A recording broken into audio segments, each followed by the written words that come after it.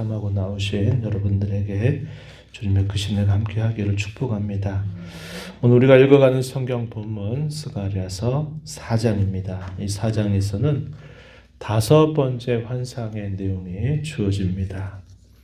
우리가 어제 읽었던 4번째 환상에서는 당시에 실제적으로 대제사장의 직분을 맡고 있었던 여호수아 혹은 예수아라고 하는 인물의 초점을 맞추면서 그의 제사장의 직분을 하나님께서 회복을 시키시겠다라는 것을 약속하셨던 내용이 나타난다면 이 5번째 환상에서 초점이 누구에게 맞춰지냐면 당시의 총리였던 성전을 건축하는 일들을 전체 이끌었던 지도자 스룹바벨에게 그 초점이 맞추어집니다. 그래서 이 스룹바벨을 통해서 하나님께서 마침내 이 성전 재건의 역사를 마무리하도록 완공되게 하도록 하나님께서 하시겠다라는 것을 환상을 통해서 보여주고 있습니다.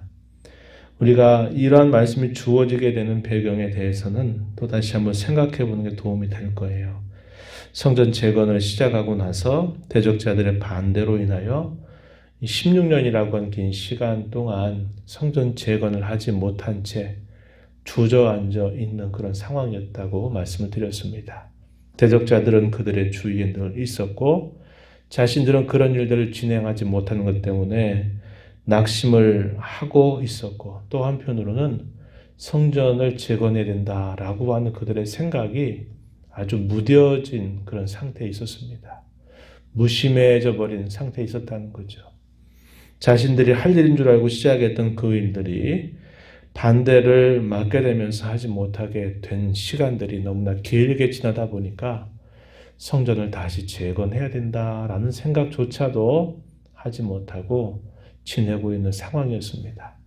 이러한 일들을 앞장서서 이끌어 갔던 스룹바벨이라든지 또 당시의 대지상이었던 여호수아가 볼 때는 이게 얼마나 안타까운 일입니다. 일로 여겨졌겠습니까? 반드시 해야만 되는 이 일들이 이렇게 오랜 시간 동안 방치되면서 자신들이 이 백성들의 마음이 흩어져 있고 대적자들이 계속적으로 그 일들을 하지 못하도록 오랜 시간이 흘러가는 것을 지켜봤을 때 그게 얼마나 그들에게 힘겹고 낙심이 될 만한 일이었는지 우리가 상상할 수 있습니다. 바로 그런 상황 속에 하나님이 선지자 학개를 보내시고 또 하나님이 스가랴 선지자를 보내셔서 이들로 하여금 하나님이 이런 일들을 하라고 명령하신다. 이 일들이 완공되도록 하나님께서 하시겠다는 약속을 덧붙여 주면서 이 일들을 다시 독려하고 계시다는 것을 우리가 알게 됩니다. 5번째 환상의 내용에서는 순금 등잔대가 등장하고 있습니다. 1절 말씀에 보면은 내게 말하던 천사가 다시 와서 나를 깨웠다 이렇게 표현합니다. 마치 자는 사람이 잠에서 깨어난 것 같더라 이렇게 표현하죠. 하나님께서 무엇인가를 그에게 더 보여주시려고 그를 흔들어서 깨우시는 모습이 표현되고 있다 하는 겁니다.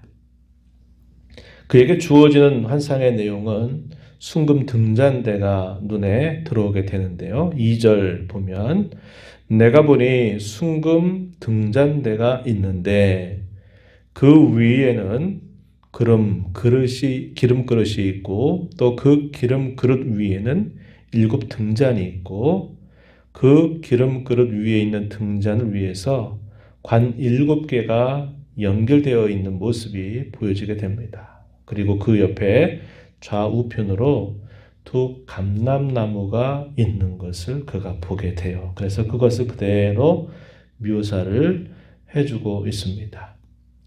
상상을 해보면 예전에 성막을 짓게 하시는 그 일, 그리고 성전 안에 이런 순금 등잔대를 배치하시죠.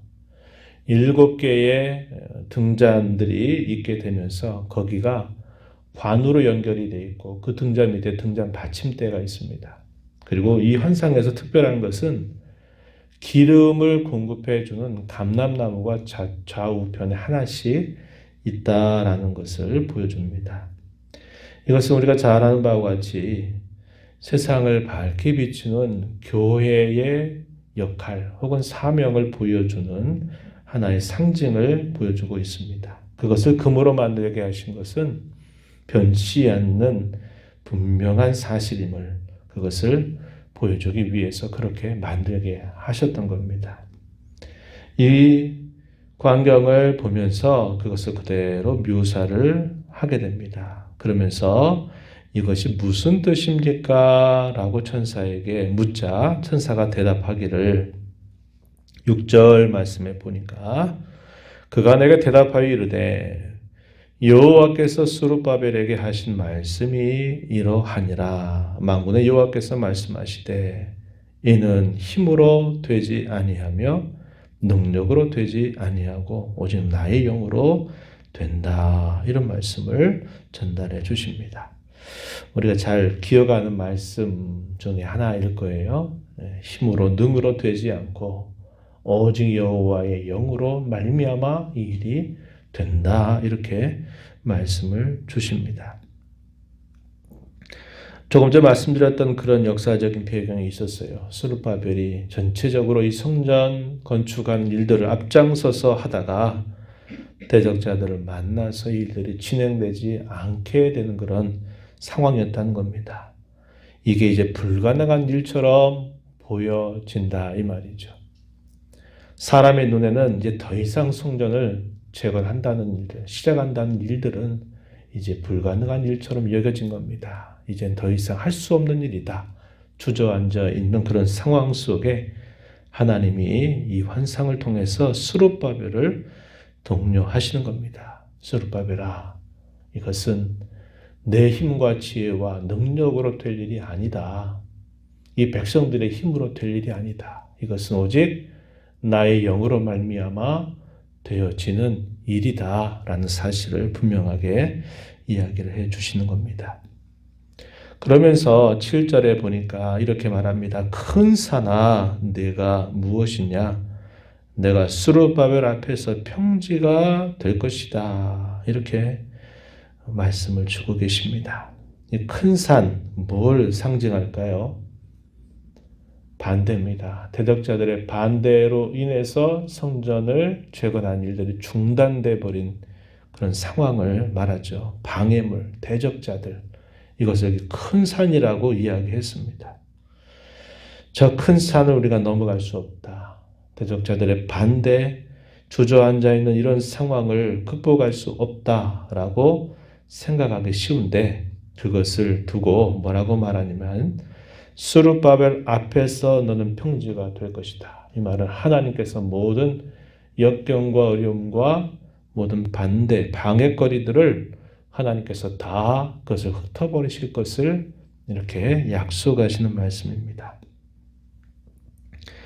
9절 가서 보니까 또 이렇게 말씀합니다. 스룹바벨의 손이 이 성전의 기초를 놓았은즉 그의 손이 또한 그 일을 마치리라 하셨다. 이렇게 말합니다.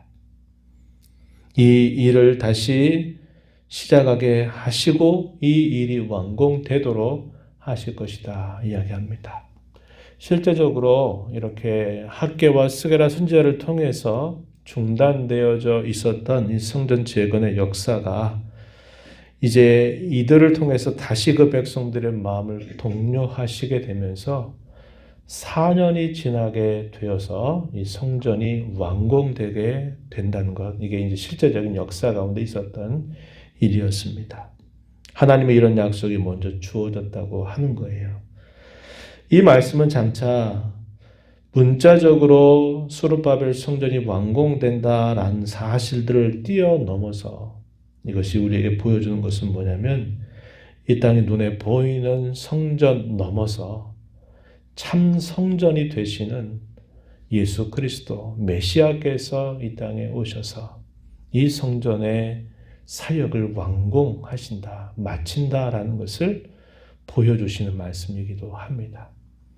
예수님께서 공생애 가운데 있을 때 가이사랴 빌립보 지역으로 제자들을 데리고 가셔서 그 지역에 복음을 전파하게 하시고 그 제자들이 다시 예수님께로 와서 있었던 일들을 쭉 보고하게 될 때 예수님께서 자신 누구라고 하느냐라고 하는 질문을 제자들에게 던졌을 때 베드로가 당신은 그리스도시며 살아계신 하나님의 아들이십니다 라는 고백을 하게 됩니다. 그때 바요나 시몬아 참 복이 있다. 내가 참 잘 말했다.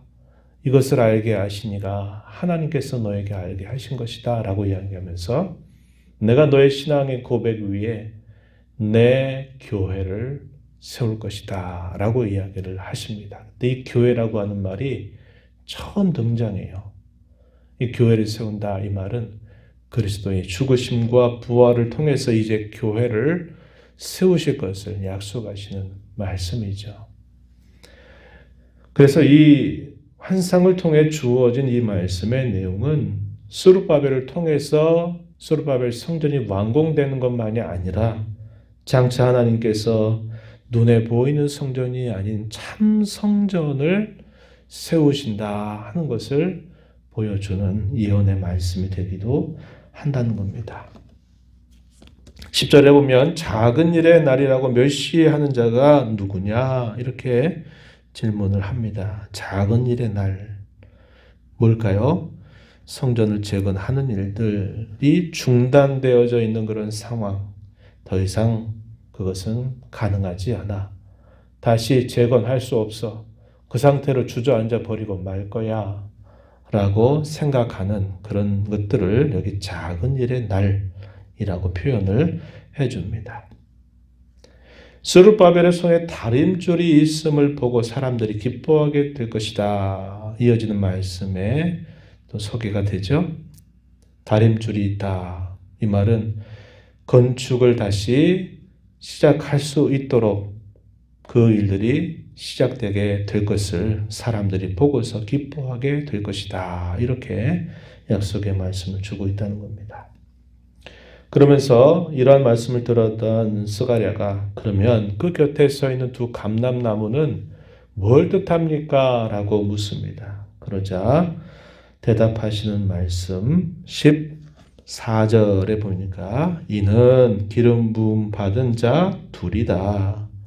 온 세상의 주 앞에 서 있는 자다. 이렇게 대답을 해 주십니다.